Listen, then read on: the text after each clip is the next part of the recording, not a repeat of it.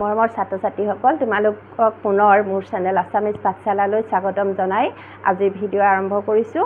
আজি ইতিমধ্যে মই এটা ভিডিঅ'ৰ যোগেদি তোমালোকক সমাস পাঠটোৰ ব্যাখ্যা আগবঢ়াইছিলোঁ।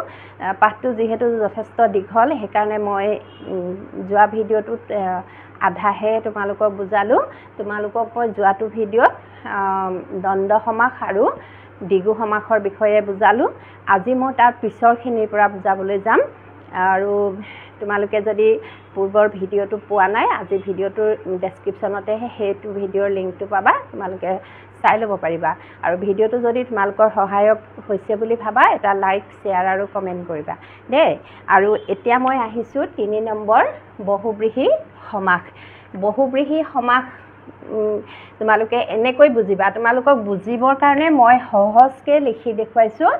ব্যস্ত পদৰ ব্যুৎপত্তিগত অৰ্থৰ বাহিৰে অন্য অৰ্থ বুজায়। মই এতিয়া এটা উদাহৰণৰ সৈতে তোমালোকক দেখুৱাইছোঁ। বিন আছে পানীত জাৰ। বিন আছে পানীত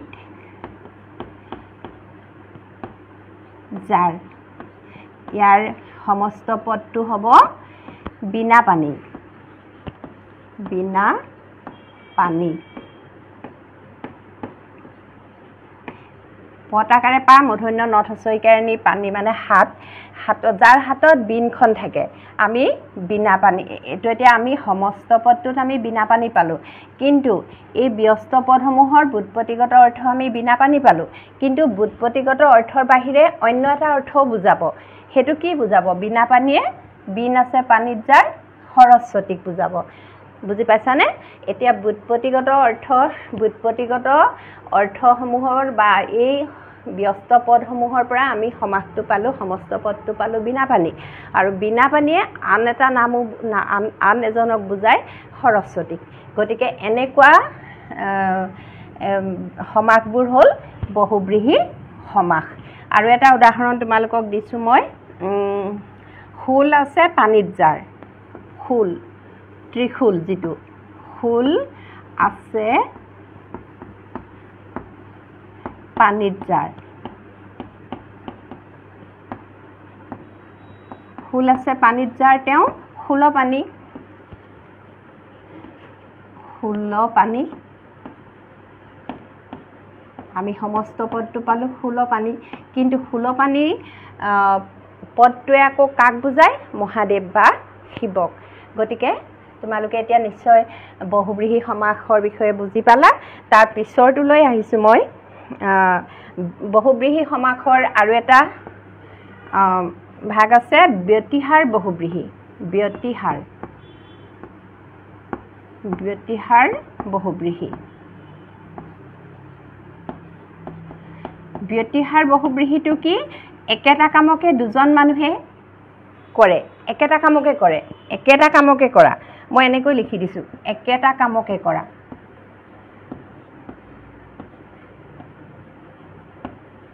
মই বুজিবৰ কাৰণেহে এনেকৈ লিখি দিছোঁ দেই। একেটা কামকে কৰা। এতিয়া তোমালোকে উদাহৰণটোৰ পৰা ভালকৈ বুজি পাবা। হাতে হাতে ধৰি কৰা যি যুঁজ। হাতে হাতে ধৰি কৰা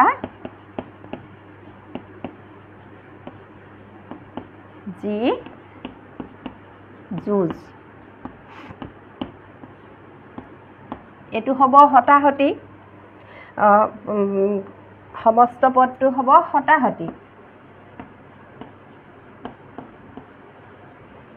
হাতে হাতে ধৰি, দুজনে হাতে হাতে যুদ্ধ কৰি আছে। ইজনে একেটা কামকে কৰিছে, সিজনেও একেটা কামকে কৰিছে, মানে হাতে হাতে যুঁজ কৰিছে।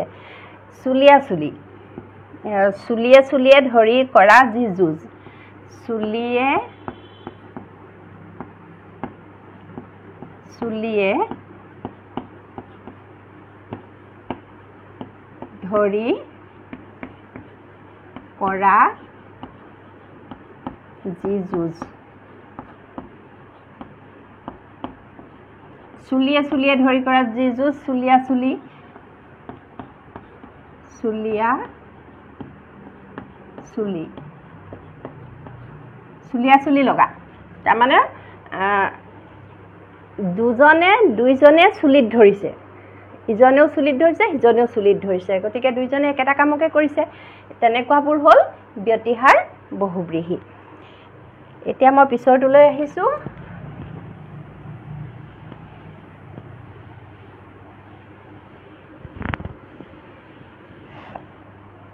কৰ্মধাৰয় সমাস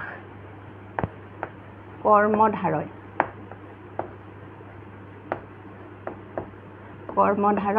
সমাস কৰ্মধাৰয় সমাস বিশেষ্য আৰু বিশেষণ পদৰ সমাস যি হয় বিশেষ্য আৰু ব্যস্ত পদবোৰ বিশেষ্য আৰু বিশেষণ ৰূপে যোগ হয় মই এনেকৈ লিখি দিছো ব্যস্ত পদবোৰ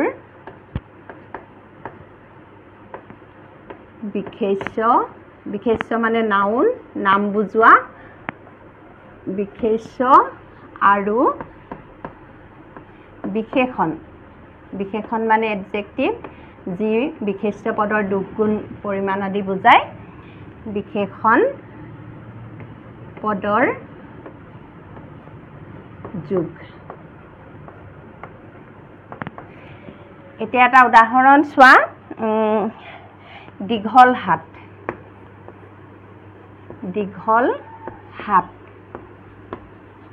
ইয়াত হাতটো হ'ল বিশেষ্য আৰু দীঘলটো হ'ল বিশেষণ হয়নে কেনেকুৱা হাত বুলি যদি আমি সুধো দীঘল হাত গতিকে এইটো এটা কৰ্মধাৰয় সমাস হ'ব দীঘল হাত দীঘল যি হাত আমাৰ ব্যাস বাক্যটো এনেকৈ হ'ব দীঘল যি হাত দীঘল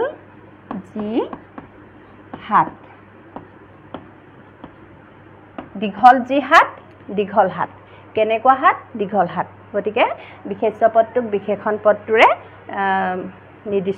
বিশেষকৈ দেখুৱাইছে আৰু এটা উদাহৰণ দিছো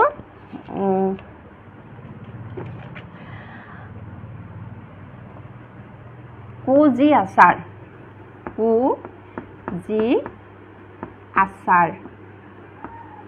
কেনেকুৱা আচাৰ মানে আচৰণ মানুহৰ কেনেকুৱা আচাৰ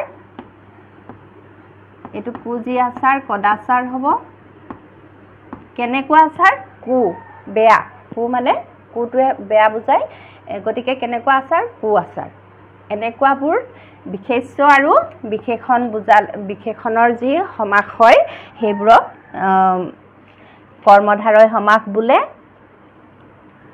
কৰ্মধাৰয় সমাস তোমালোকে ব্যাকৰণৰ কিতাপত পঢ়িলেও নিজে ভালকৈ বুজি পাব পাৰিবা তাৰ পিছৰটোলৈ আহিছো মই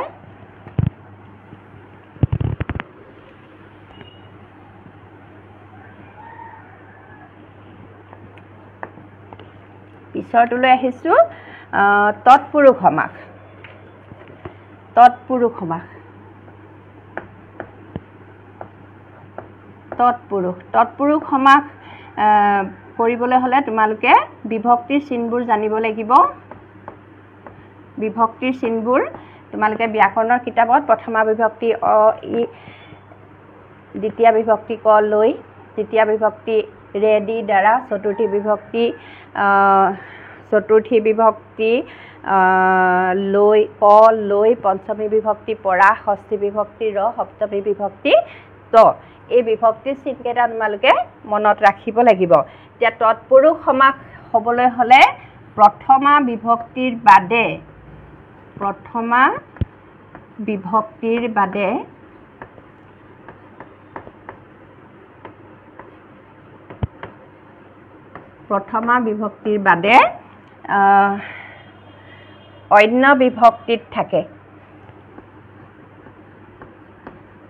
অন্য বিভক্তিত থাকে আৰু বিভক্তিৰ চিনটো লোপ হৈ যায় নাইকিয়া হৈ যায় বিভক্তিত থাকে এনেকৈ লিখি দিছো মই বুজি পাবৰ কাৰণে মই কেইটামান উদাহৰণ দিলে তোমালোকে ধুনীয়াকৈ বুজি পাবা এতিয়া মই প্ৰথমা বিভক্তিটো এইখিনিতে লিখি লৈছো প্ৰথমা বিভক্তি প্ৰথমা বিভক্তিৰ বাদে বাকি বিভক্তিত থাকিব লাগিব প্ৰথমা বিভক্তি এ আৰু ই এতিয়া তোমালোকক এটা উদাহৰণ দিছো মই গুৱাক কটা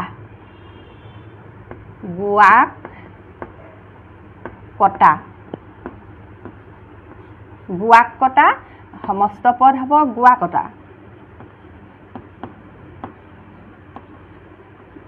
কটা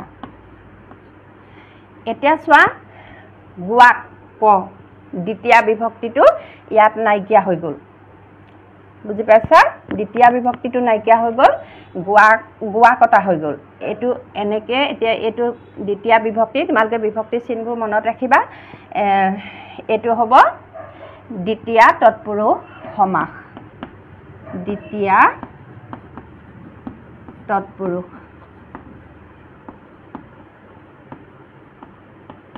দ্বিতীয় তৎপুৰুষ সমাস আৰু এটা দেখুৱাইছো হাতেৰে হজা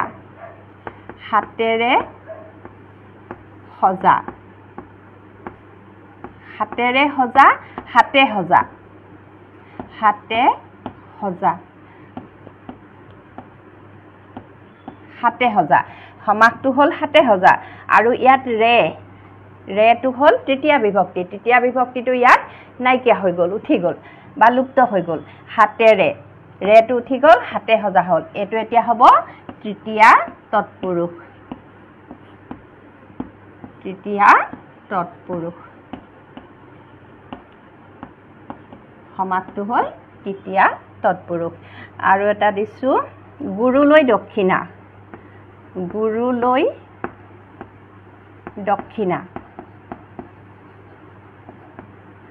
গুৰুলৈ দক্ষিণা লৈ চতুৰ্থী বিভক্তি উঠি যাব গুৰু দক্ষিণা হ'ব গুৰু দক্ষিণা ইয়াত এতিয়া লৈটো উঠি গ'ল এটো হ'ব চতুৰ্থী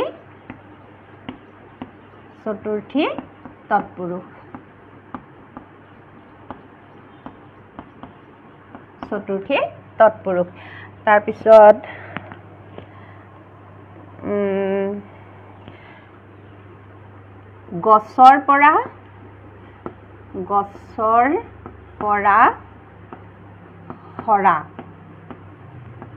গছৰ পৰা হৰা সমাসটো হ'ব গছ হৰা ইয়াত এতিয়া পৰা পঞ্চমী বিভক্তি পৰাটো ইয়াত উঠি গ'ল গতিকে এটো হ'ব পঞ্চমী তৎপুৰুষ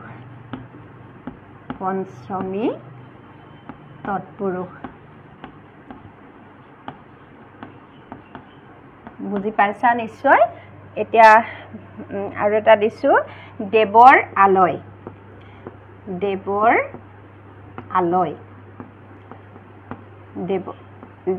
আলয় সমাসটো হ'ব দেৱালয়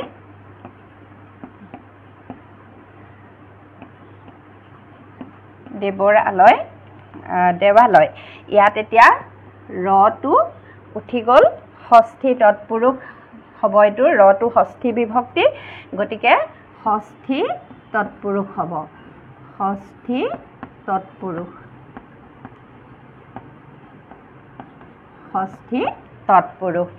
দেৱ যুগালয় দেৱালয় হ'ল এতিয়া সপ্তমী বিভক্তিটো দেখুৱাই দিছো মই ঘৰত উপজা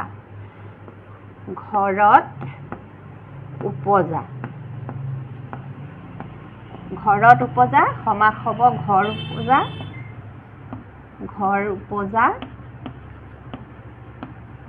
ঘৰ উপজা এই তটো হ'ল সপ্তমী বিভক্তি তটো ইয়াত নাই উঠি গ'ল ঘৰ উপজা হ'ল গতিকে এটো হ'ব সপ্তমী তৎপুৰুষ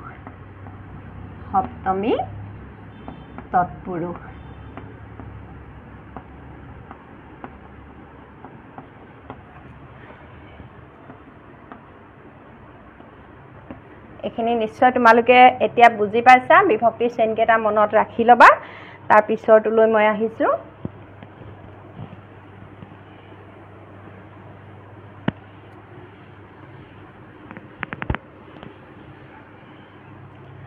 তৎপুৰুষ আৰু এটা আছে নিত্য সমাস বা উপপদ সমাস নিত্য সমাস উপপদ বা নিত্য সমাস উপপদ বা নিত্য সমাস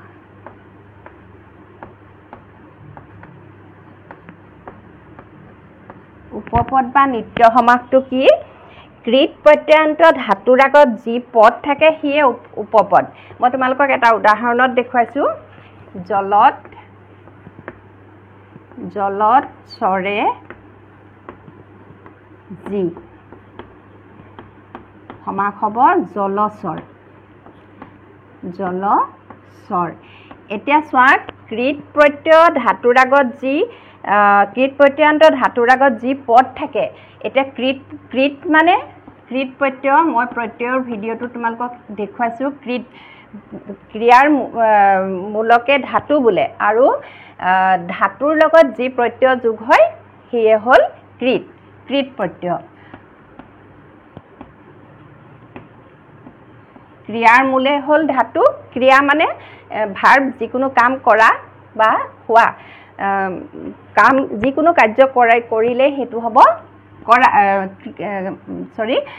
ক্ৰিয়াপদ আৰু মানে ক্ৰিয়াপদ মানে ইংৰাজীত ভাৰ্ব বুলি কয় এতিয়া চৰাটো হ'ল ক্ৰিয়াপদ ধাতুৰ মূল ক্ৰিয়াৰ মূলকে ধাতু বোলে এতিয়া কৃত প্ৰত্যয় কি ধাতুৰ লগত যি প্ৰত্যয় যোগ হয় সিয়ে কৃত প্ৰত্যয় এতিয়া চৰাটো হ'ল এটা কৰ্ম চৰে তাৰ আগত কি পদ আছে জলত হেতু হ'ল উপপদ এতিয়া উপপদ বা নিত্য সমাস কি উপপদৰ সৈতে কৃদন্ত শব্দৰ সমাস এনেকৈ লিখি দিছো মই উপপদৰ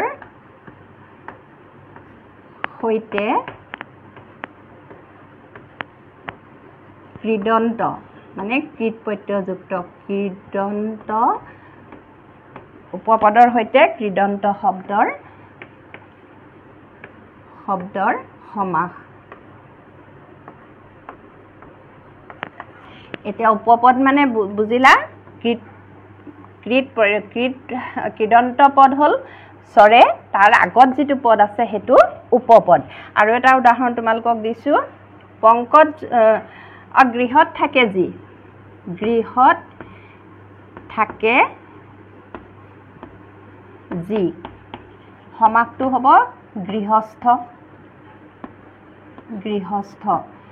বুজি পাইছা এতিয়া থকাটো হ'ল কৃদন্ত পদ আৰু তাৰ আগত আছে উপপদ আছে গৃহত এই এনেকুৱাবোৰ হ'ব উপপদ বা নিত্য সমাস তাৰ আৰু এটা ভাগ আছে নৈ তৎপুৰুষ সমাস বা নিত্য সমাস এটো মই ক দিছো খটো হ'ল নৈ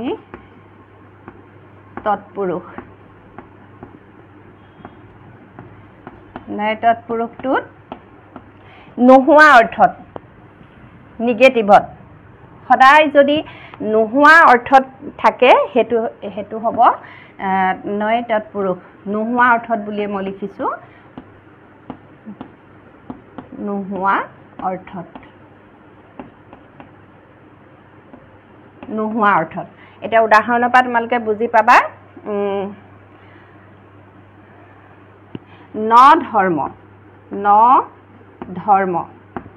ধৰ্মটো ধৰ্ম অধৰ্ম হ'ব অধৰ্মটো নোহোৱা অৰ্থত নিগেটিভত নহয় জানো অতি হিতুষ্ণ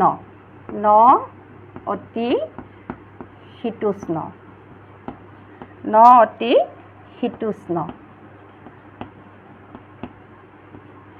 এটো হ'ব নাতি হিতুষ্ণ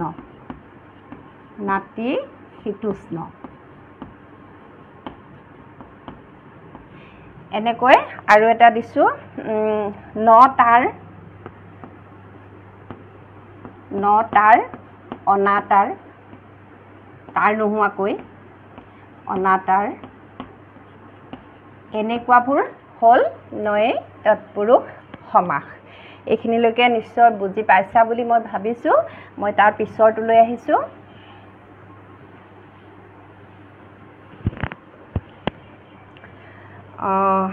অব্যয়ীভাৱ সমাস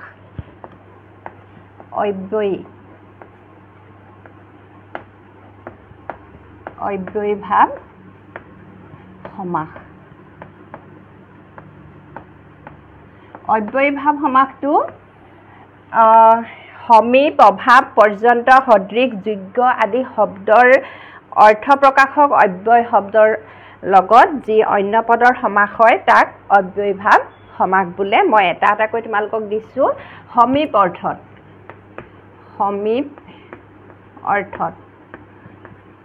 অৰ্থত ধৰা কুলৰ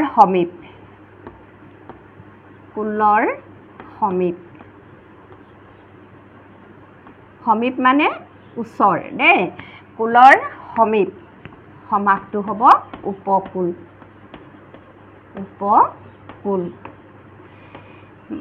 আৰু এটা দিছোঁ বনৰ সমীপ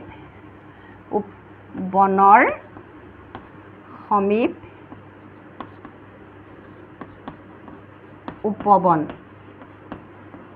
এইবোৰ হ'ল অব্যয়ীভাৱ সমাস তাৰপিছত অভাৱ অৰ্থত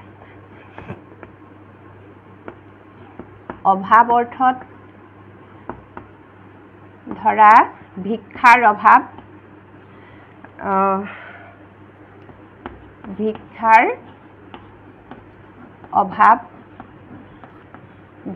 অভাৱ হ'লে সমাস হ'ব দুৰ্ভিক্ষ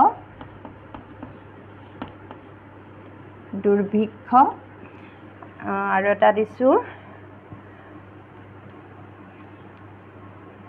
সুখৰ অভাৱ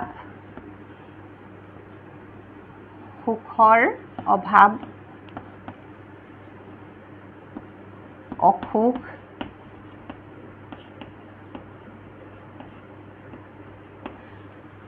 তাৰপিছত পৰ্যন্ত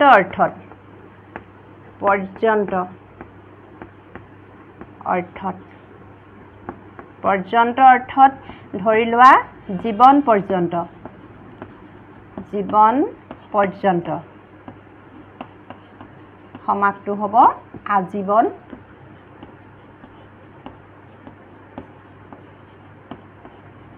আজীৱন আৰু এটা দিছোঁ মৰণ পৰ্যন্ত সমাস হ'ব আমৰণ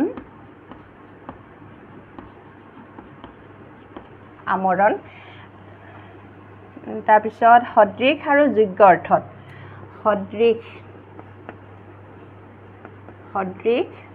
আৰু যোগ্য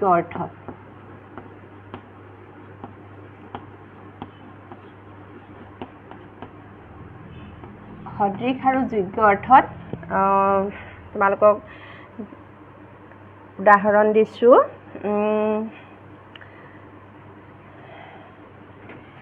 দ্বীপৰ সদৃশ দ্বীপৰ নিচিনা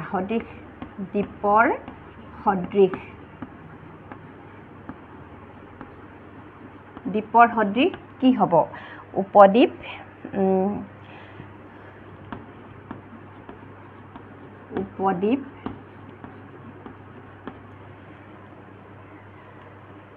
তাৰপিছত আৰু এটা দিছোঁ শব্দৰ যোগ্য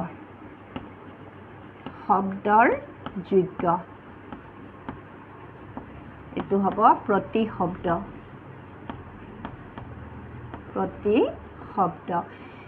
যোগ্য আৰু সদৃশ অৰ্থ তোমালোকক দেখুৱালোঁ তাৰপিছত আছে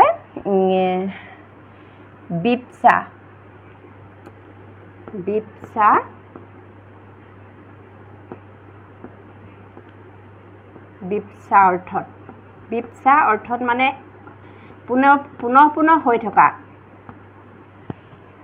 মানে কণ্টিনিউৱাছলি হৈ থাকে এবাৰ হৈ আকৌ এবাৰ হয় তেনেকৈ হৈ থাকে বিপচা অৰ্থত দিনে দিনে ধৰা মই উদাহৰণ দিছোঁ দিনে এইটো হ'ব প্ৰতিদিনে দিনে প্ৰতিদিনে আৰু এটা দিছোঁ ঘৰে ঘৰে ঘৰে ঘৰে প্ৰতি ঘৰে প্ৰতি ঘৰে এনেকুৱাবোৰ অব্যয়ভাৱ সমাসতে পৰিব সব পশ্চাৎ অৰ্থত আৰু এটা আছে পশ্চাৎ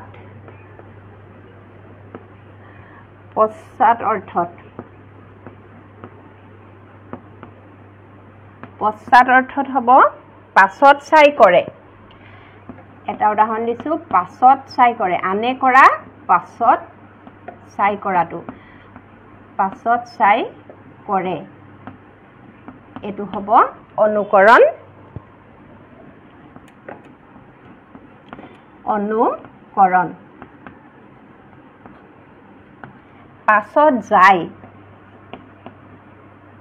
পাছত যায় অনুসৰণ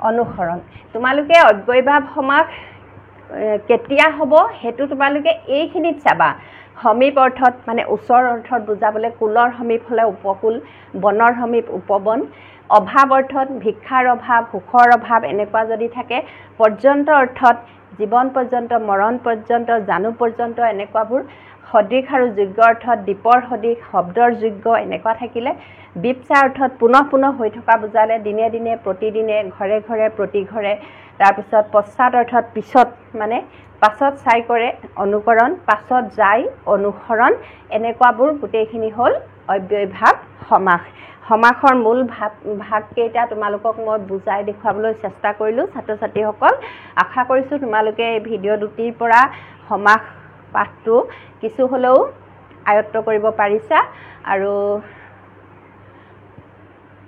ভিডিঅ'টো এটো অসুখ হ'ব লাগিছিলে দে ভিডিঅ'টো যদি তোমালোকৰ ভাল লাগে এটা লাইক শেয়াৰ আৰু কমেন্ট কৰিবলৈ নাপাহৰিবা আৰু যদি মোৰ চেনেলটো সাবস্ক্ৰাইব কৰা নাই অনুগ্ৰহ কৰি সাবস্ক্ৰাইব কৰি থবা এতিয়া মই তোমালোকক ব্যাকৰণৰ প্ৰত্যেকটো পাঠে মই তোমালোকক এনেকৈ বুজাই যাবলৈ চেষ্টা কৰিম চাই থাকিবা আসামিজ পাঠশালা আজি ভিডিঅ' সামৰিছো ধন্যবাদ